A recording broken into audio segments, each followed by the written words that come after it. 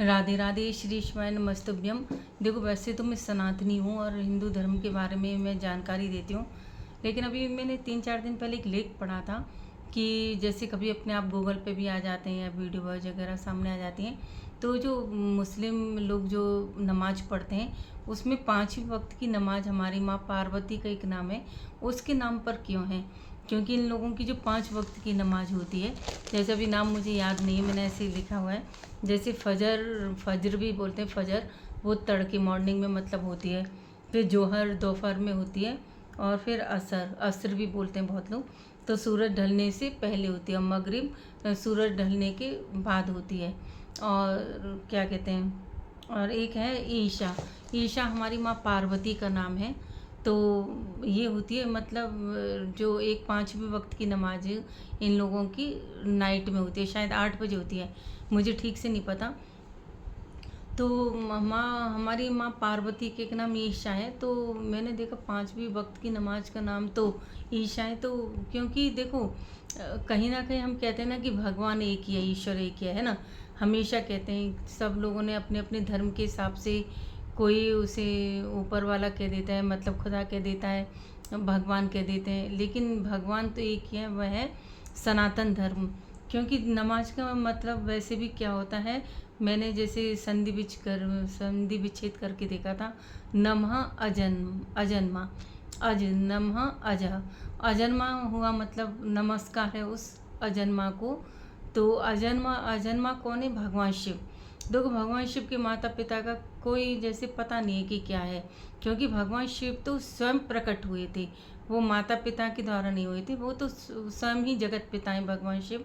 तो इसलिए नमाज का मतलब भी होता है नमः अजह, नमः अजन्मा भी कह सकते हैं। तो अजन्मा कौन है? भगवान शिव अजन्मा। तो जब मैंने देखा, मैंने कह रही 5 वक्त की नमाज का मैं जब नाम पढ़ रही थी, मैं ये सोच रही थी।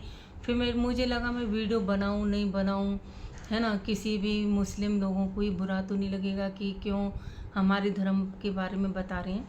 लेकिन इसमें बुरा मानने की कोई बात नहीं, मैं कुछ गलत नहीं बता रही हूँ।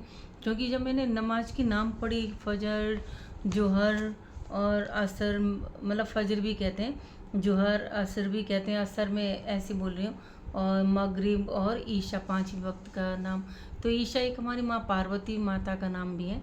तो इस नाम पर मैं इनकी नमाज का नाम क्यों है, तो इसलिए मैंने कहा कि माँ पार्वती का नाम है ईशा एक नाम, तो इसलिए भगवान कहते हैं भगवान एक ही है।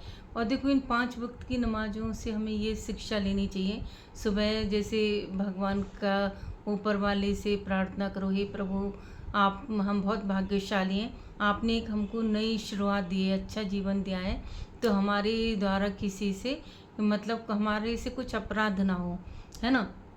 दोपहर की जो नमाज पढ़ते हैं जोहर, उसमें भी ये मांगे कि प्रभु, और अब ये सुबह का टाइम गया, दोपहर में हम कुछ ऐसा करें कि अपना मतलब जीवन में अच्छी सी मेहनत करें, कुछ रोजी रोटी कमान अधिक से अधिक कमाएं, मेहनत करें अपना। तो पूरा दिन अपना मेहनत से काम करें। फिर तीसरे वक्त की जो नमाज होती है असर भी कहते हैं।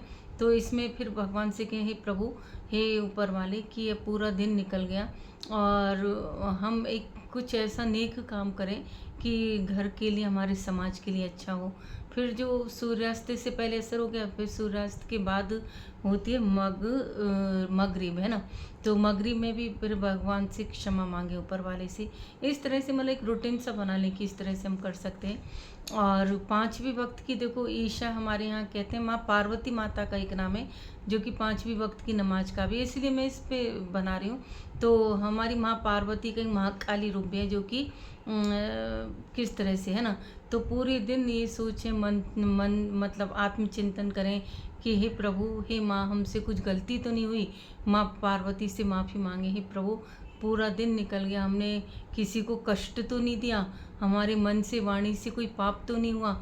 इस तरह से अगर नमाज को सिस्टमेटिक करें, क्योंकि देखो, कोई खुदा हो या भगवान कह लो, कोई भी जहाँ धर्म आ जाता है, तो कोई भी धर्म गलत तो कुछ सिखाता नहीं है। पहले कुछ भी कुरान में अगर कुछ गलत लिख भी रहा हो, तो ये मुगलों के शासन काल में कुछ हेर फेर कर दिया था, कुछ हमारे धार्मिक ग्रंथों में भी कुछ हेर फेर कर दिया, ताकि आगे आगे हिंदू मुस्लिम आपस में मिलजुल के नहीं रहे। तो इस वजह से मैंने ये वीडियो बनाई। अगर मेरा वीडियो अच्छा लगा हो, किसी को बुरा नहीं लगा हो, तो इसको अधिक से अधिक फॉरवर्ड करें, शेयर करें और इन चीज़ों से समझें। कोई भी धर्म के लोग इसको बुरा ना समझें। एक ज्ञानप्रद चीज़ बता रही हूँ। राधे राधे, नमस्कार।